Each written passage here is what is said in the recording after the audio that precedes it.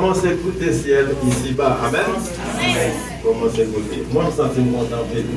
Je sens content pile. On t'a écouté ciel depuis ici-bas. On commence à écouter. À nous, les secrétaires, à prier pour nous, pour nous prononcer une bénédiction, pour nous capables à la gloire de Dieu. Et Vita, nous allons retourner l'enfant pour nous vivre complet avec réveil la soirée. Non, pas personne ne reste la taille la soirée. Tout le monde vient là. Invitez aux hommes et venez. Pour nous venir clôturer avec réveil la soirée. Vous commencez, le travail qui commence n'est pas fini. Vous parlez de... Oui, personne, non, pour qu'on sorte. Rentrez. Personne ne va sortir. Venez pour nous prier, pour nous finir. Personne ne va sortir.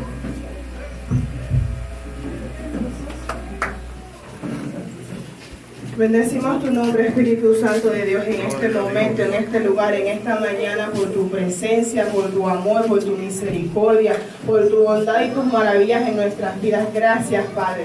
Gracias, Señor, por esta mañana. Gracias porque estuvimos aquí, Padre, en un servicio tan especial, Padre, conmemorando el ejemplo que nos dejaste, Dios, de la gloria, de que pongamos tu cuerpo, bebamos de tu sangre, Padre, para así recordar que tú en una cruz, Padre, moriste por nuestros pecados, moriste por nuestras culpas, sufriste martirio, Padre, fuiste avergonzado, fuiste maltratado y destrozado por nuestros pecados, por nuestras ofensas, Padre. Tú no lo merecías, pero aún así, Padre, por tu amor, por tu misericordia por nosotros, Padre, tú lo aceptaste por mí, tú lo aceptaste por ellos, Padre amado, porque tú eres un Dios que no tiene comparación, porque tú eres un Dios lleno de amor, lleno de bondad. Gracias, Padre. Siempre te vamos a agradecer, Señor, porque tú has hecho, tú haces y seguirás haciendo en nuestras vidas desde ahora y para siempre, Dios.